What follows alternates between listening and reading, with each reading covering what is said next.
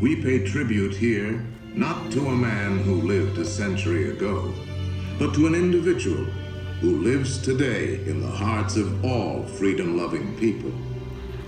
His prophetic words are as valid for our time as they were for his.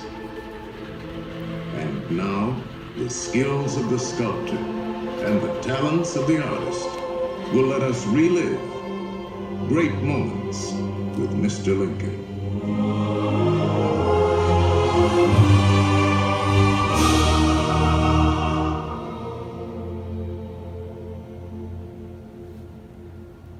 The world has never had a good definition of the word liberty. And the American people just now are much in want of one. We all declare for liberty, but in using the same word,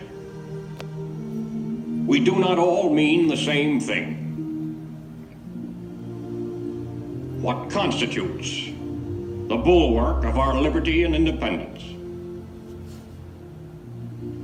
It is not our frowning battlements, our bristling seacoasts. These are not our reliance against tyranny. Our reliance is in the love of liberty, which God has planted in our bosoms. Our defense is in the preservation of the spirit which prizes liberty as the heritage of all men, in all lands, everywhere. Destroy this spirit, and you have planted the seeds of despotism around your own doors.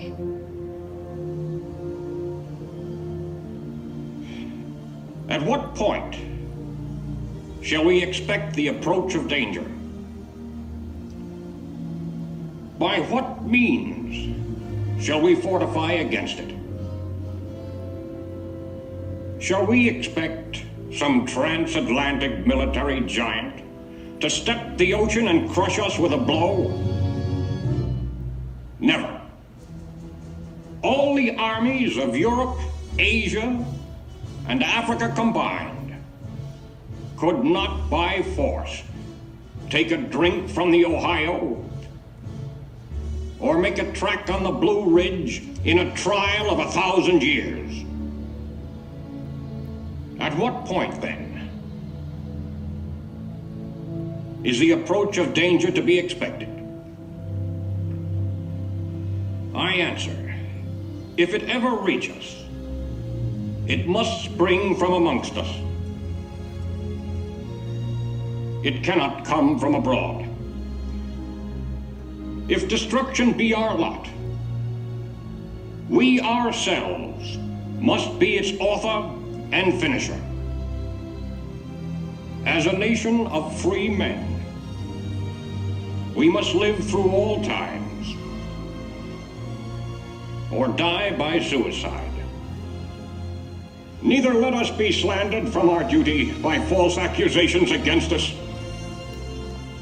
nor frightened from it by the menaces of destruction to the government, nor of dungeons to ourselves. Let us have faith that right makes might. And in that faith, let us to the end dare to do our duty as we understand it.